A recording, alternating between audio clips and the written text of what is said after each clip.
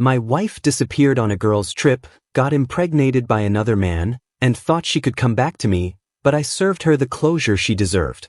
First time posting like this, so I don't know if this is where you share this kind of stuff, but honestly, I got no one else who's going to believe how weird this got. Buckle up, I guess. I'm not looking for advice. I just want to get this crap out of my head. Maybe laugh at how nuts life gets sometimes. Call me Jasper, 32M, wife is Cynthia, 31F. So anyway, I'm not saying things were perfect, but we always muddled through, even when she'd get all moody about me leaving my socks everywhere or whatever. Nothing wild, just standard married life. Except this last year, Cynthia got a lot more into her self-care stuff. Made a big thing about needing time away.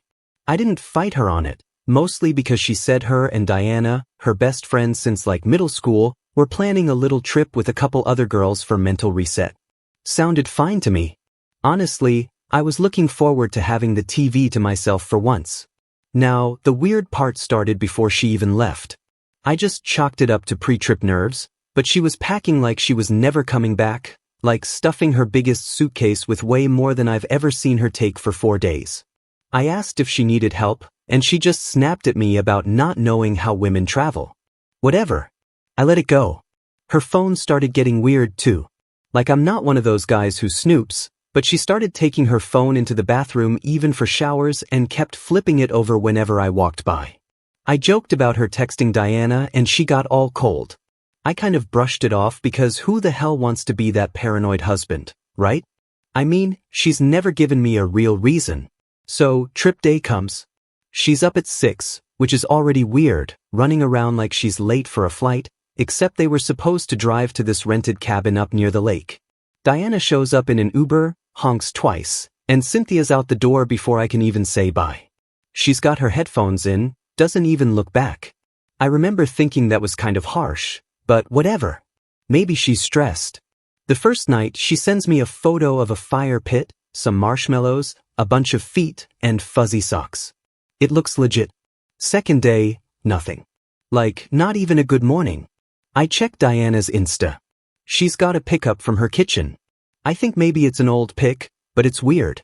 I text Cynthia, "Hey, everyone okay?" She hits me back with just busy all good, which is so unlike her. Usually, she likes to rub it in if she's having fun and I'm home eating leftover pasta. By the third day, I'm getting antsy. Her mom, Marilyn, texts me if I've heard from Cynthia, says she tried to call and got voicemail. I say, "Yeah, I guess she's busy." Marilyn gets weirdly defensive. Like she's fine. Stop worrying. I'm not even pushing. So now I'm actually getting annoyed. I text Diana. No response. So I start doom scrolling looking for any sign of where they actually are. Nothing. No posts, no tags, nothing from anyone else who's supposed to be on this trip. It's like they all fell off the map. I call Cynthia. Straight to voicemail. I call Diana. It rings out. I'm not going to lie. By that night, I'm sitting in our kitchen watching her dog. Not minors. Wondering if I should call someone or if I'm just being dramatic. Then finally on the 4th night, she comes back. No heads up, just the sound of her keys at the door. I go out there and she's standing in the hallway looking like she slept in her clothes. She's got her suitcase, but it's just dumped by the door. And she's got this look that's not quite guilt, not quite anything I've seen on her face before. I ask if she's okay. She just shrugs. Says something about being tired and needing a shower. Now, I'm not an idiot. I ask how the trip was, and she says fine, but she can't even make eye contact. I ask about Diana and she says Diana left early. Her mom picked her up. I'm like, since when? She just shrugs again. I say, did you even go with Diana? She gets all defensive, says, why are you grilling me? Nothing happened. Can I please just take a shower? I say, sure. But I watch her walk down the hall and I swear she's limping a bit. I don't say anything. She spends an hour in the bathroom. I text Diana again. Nothing. I call Marilyn. She says Cynthia texted her. She's fine, just tired. Maybe I should give her space. I say she's acting weird. Marilyn says, maybe you're being paranoid. Just let her be. The next morning, Cynthia won't get out of bed. says she's got a migraine. I bring her some water and she just mutters, "Thanks," and rolls over. I go through her bag while she's in the bathroom. Yeah, I know how that looks, but at this point, I'm just done playing nice. There's nothing in there. No receipts, no souvenirs, just a bunch of clothes and a half-eaten bag of chips. Her phone's still glued to her hand. So, I just keep pushing, not letting it go. I ask straight up if she was even with Diana, and she finally snaps, says I'm being controlling. Says she needs space. I say, "You've had plenty of space. What's actually going on?" She yells at me to get out of the room, so I do. That night, Diana finally calls me back, but instead of explaining anything, she just says she doesn't want to get involved and hangs up. I call her back. No answer. I call Marilyn. She says she doesn't want to be in the middle. So, I corner Cynthia in the kitchen. I'm not proud of it, but I'm pissed. I tell her I know she's lying and she just loses it. She throws her mug at the sink. It shatters. She shoves past me, slams the bedroom door. I follow her because seriously, what the hell? She throws open the closet, starts pulling out a bag, says she's leaving if I'm going to act like this. I tell her, "Good, then go. But tell me where the hell you were." She looks at me and her face just drops. She says she's pregnant. Just like that, I just stand there trying to work out if she's even serious. She says it's not mine. She says it was a mistake. She was lonely. She didn't mean for it to happen. She thought I didn't care anymore. I don't even know what to say. I just stand there and she starts crying. Like ugly crying. The kind that doesn't make you feel sorry for them. Just makes you want to get out of there. I tell her to get out. She tries to grab her bag. I yank it away. Tell her she's not taking anything until she tells me the truth. She tries to push past me. I block her. She slaps me hard.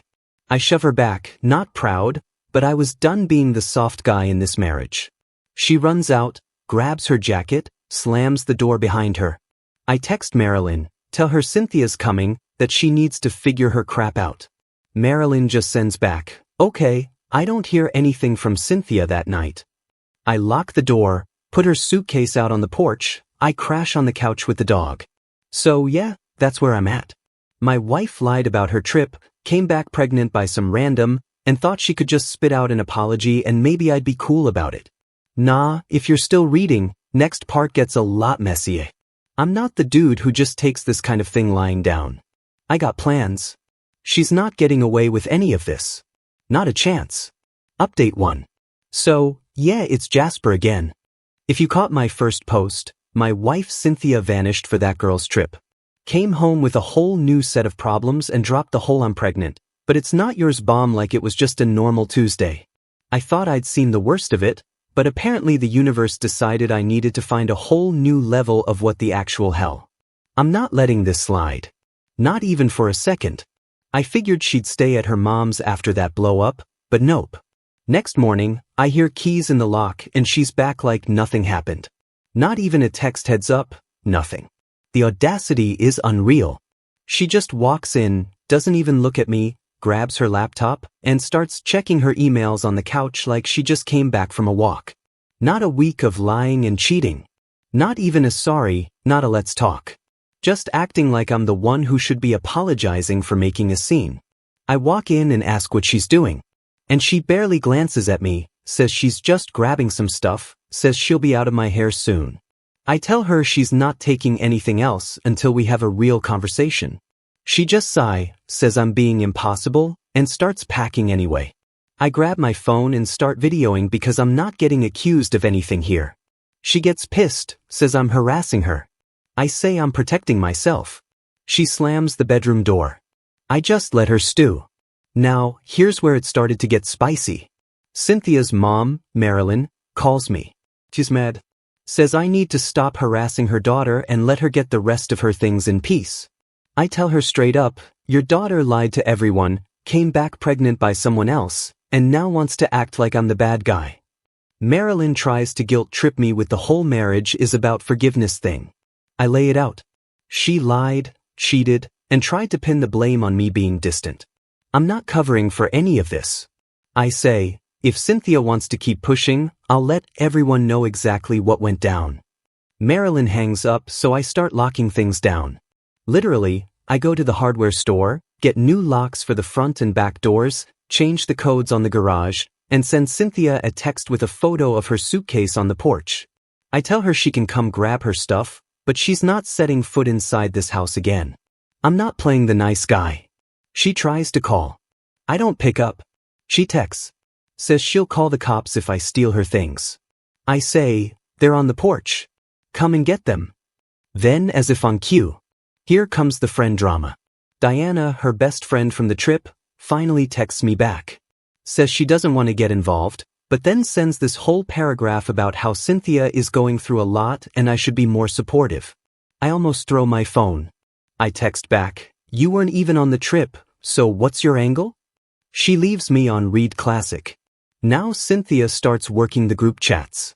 I see messages popping up in the couple's thread on Messenger. Stuff like sometimes people make mistakes. And we should support each other.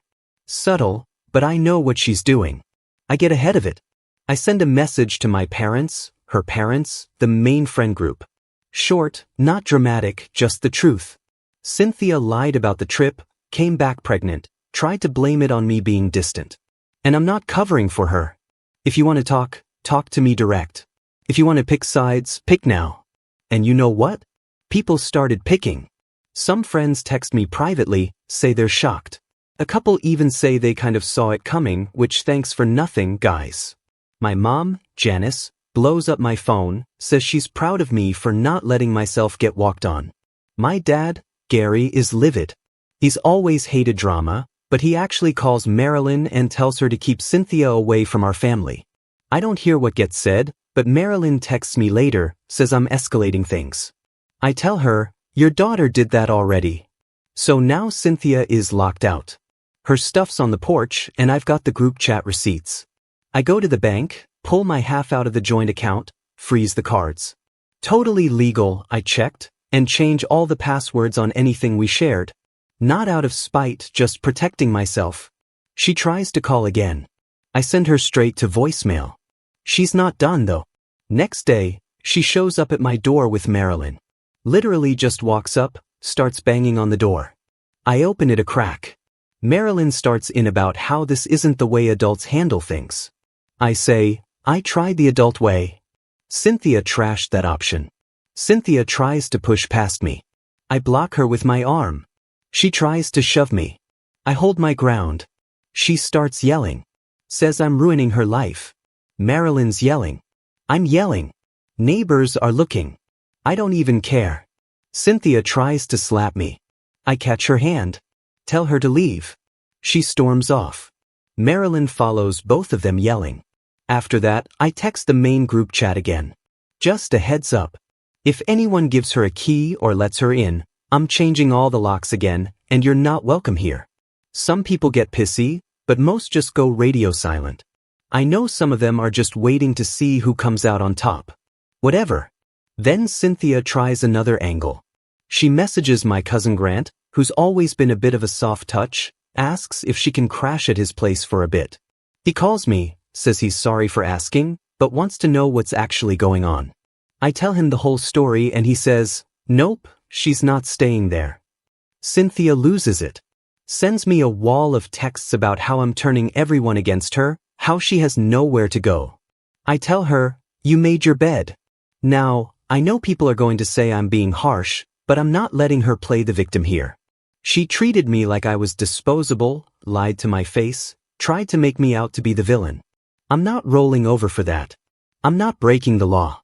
I'm not trashing her stuff, but I'm making damn sure she feels it. She wants to play games. So do I. Funny part, Diana finally breaks and calls me. Says Cynthia's been blowing up her phone, wanting to crash at her place. Diana says she's not down for that drama. Says she's got her own responsibility to handle. I tell her, yeah, welcome to the club. We both kind of laugh, but not really. I can tell she's stressed. She asks if I think Cynthia is okay, and I say, I honestly don't care right now. That night, I get a text from Cynthia. She says she's sorry. She just needed to feel loved, that she never meant for it to go this far. I don't even respond. I block her number. I'm not interested in whatever emotional bomb she's trying to drop now. Last thing that night, my dad calls me, says he's proud I'm not letting myself get walked on. Says if Cynthia or Marilyn show up again, he'll come over. My mom texts, says she'll help me clean out the house if I want. I just sit on the couch eating cold pizza, watching the dog snore. So yeah, that's where it stands. Cynthia's out. Family knows. Friends know. Money's locked down, and I'm not budging. I'm not letting her rewrite the story or guilt me into anything.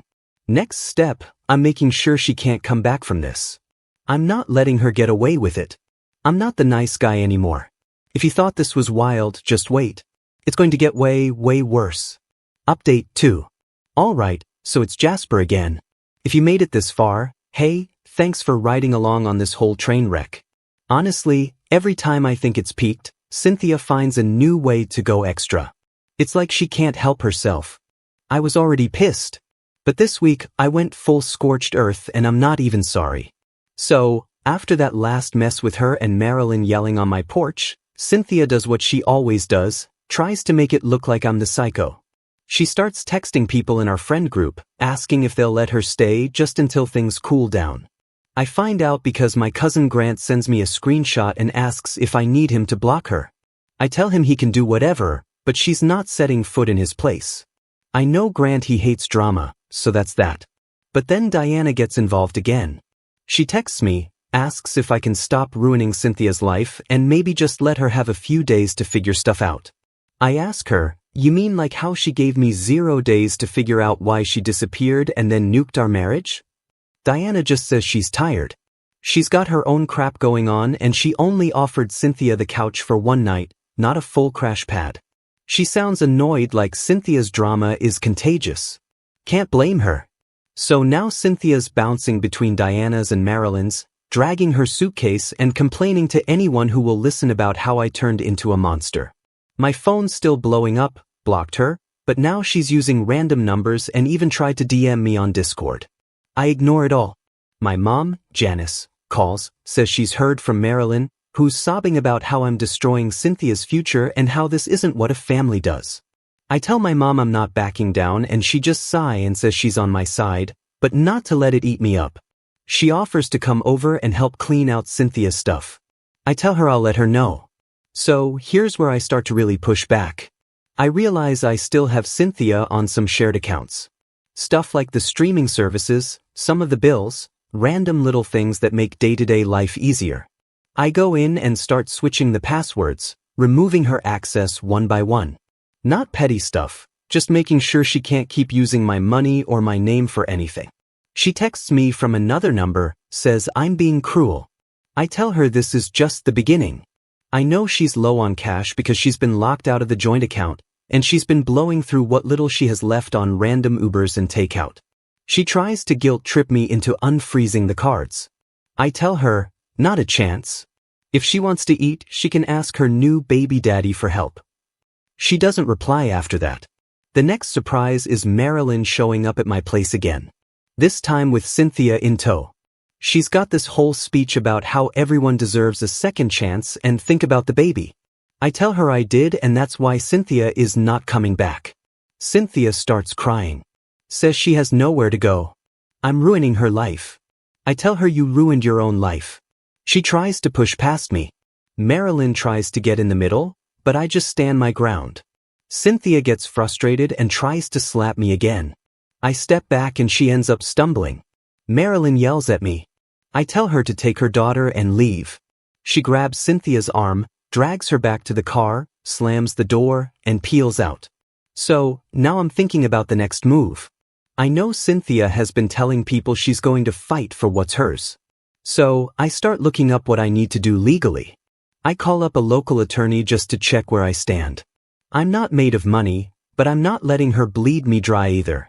The guy tells me as long as I keep everything above board, there's not much she can do if she's the one who left and she's the one who cheated. I get the paperwork started for a separation. Nothing fancy, just making it official. I let my parents know they're relieved. Say they'll help however they can. Next up, I text Diana and let her know I'm picking up the rest of Cynthia's stuff from her place. Diana is clearly over it. Says fine, but make it quick. She doesn't want to be in the middle, but I can tell she's relieved it's moving forward. When I get there, Cynthia's not around, so I just grab the boxes, thank Diana, and leave.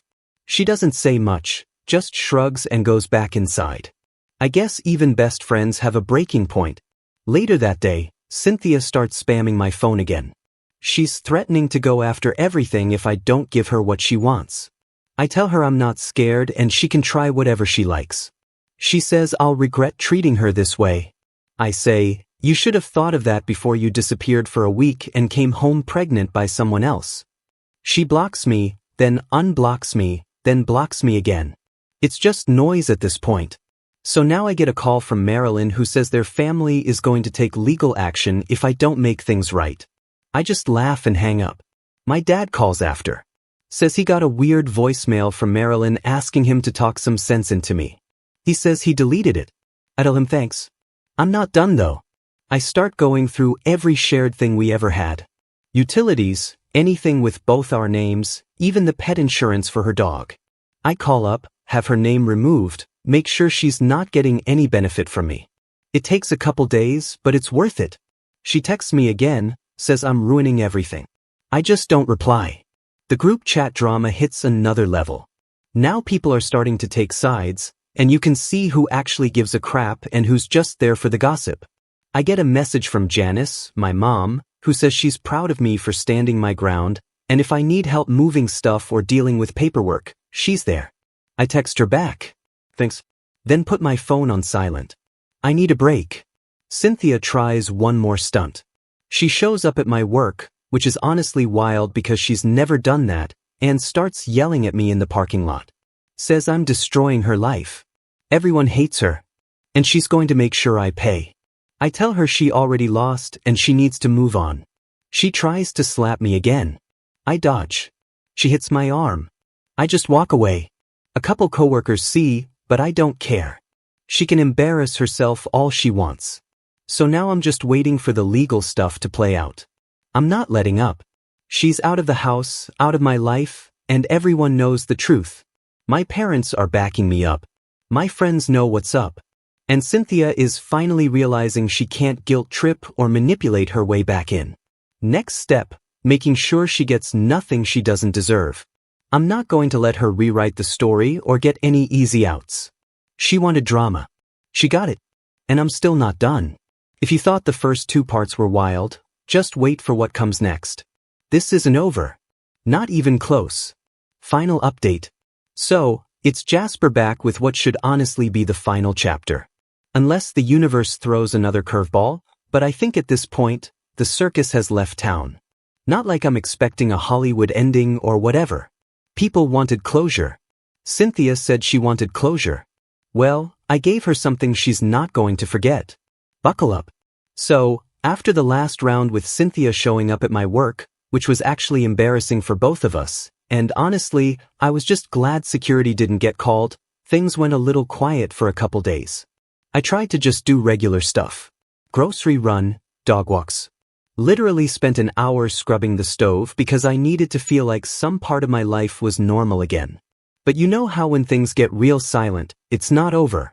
It's just someone plotting. Yeah. I knew she wouldn't just slink away. Sure enough, one night I get this group text from her, like some awkward intervention attempt. Her, Marilyn, and a couple mutuals from way back, all in the same chat, acting like we're going to have a civil conversation. She says she needs to see me in person with everyone there just for closure. I tell her I'm not interested, but she keeps pushing. Says I owe her this, that I'm making her out to be a villain, that I'm ruining her entire life over one mistake. I say, fine, one sit down, public place. Both our parents and the rest can come if they want. If she wants closure, she's getting the real thing. So we set it up. Little cafe near the center of town. Not fancy, just somewhere nobody could make a scene. I show up early just to make sure she can't spin anything and I'm not walking into a trap. Marilyn's there with Cynthia, both with the look like they haven't slept in a week, and my parents roll in a couple minutes later. Even Grant shows up, mostly to keep the peace, I think. Diana texts, she's not coming. Which honestly fair. Cynthia jumps right in, says she just wants to clear the air, that she's sorry for lying, that she was lonely and stressed and felt like I didn't care about her anymore. Marilyn starts up about how marriage is about forgiveness, and it's not right to just throw people away. My dad, Gary, just shakes his head. My mom, Janice, looks like she wants to get up and leave, so I don't let them talk circles. I just lay out the timeline, blunt and plain. I say, you left for a trip, lied about who you were with, came home pregnant, and tried to blame me for being distant. I say, you didn't just cheat. You lied to everybody, and you tried to burn my reputation so you could play the victim. I bring out the receipts, texts, bank statements, nothing crazy, just showing charges on days she claimed to be off the grid. Even the group chat screenshots where she was spinning stories. I just put it all out there calmly. No yelling, no drama. Marilyn tries to defend her. Says, everyone makes mistakes. But I ask, how many times do you have to cover for her before you realize this isn't just one bad night? Grant tries to change the subject. Says, maybe we should just let things go.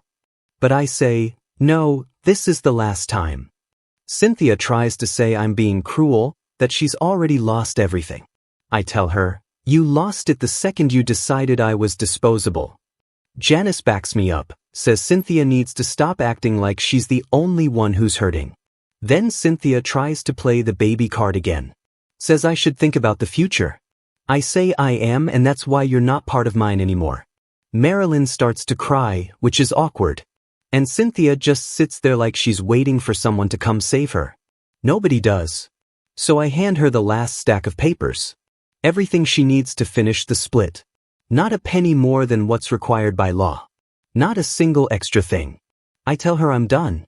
I'm not her safety net. And she needs to figure out her own mess. She tries to grab my arm on the way out. I pull back. She slaps my shoulder and storms off. Marilyn chases after her, slams the door on her way out of the cafe. After my parents and I just sit there for a second, not really saying anything, just tired. Janice finally says, well, at least it's over. Gary offers to help me box up the rest of Cynthia's stuff from the garage. So we do that the next day, toss it all in Marilyn's car, and that's the last I saw of either of them. The aftermath. Cynthia's out. Money split. Friends know the score. And even the people who tried to stay neutral have mostly gone quiet. I hear through the grapevine she's staying with some distant relative. But honestly, I don't care. I don't wish her well. I don't wish her harm. I just want my life back. Not going to pretend I'm some hero or that I feel good about any of it. It's just what had to happen. She thought she could blow up my life and walk back in like nothing changed. But I made sure she got the closure she actually deserved. Not some fake apology, not some emotional open door, just the hard ending she earned. So yeah, that's it. If you're reading this and thinking about letting someone walk all over you, don't. People show you who they are. Pay attention.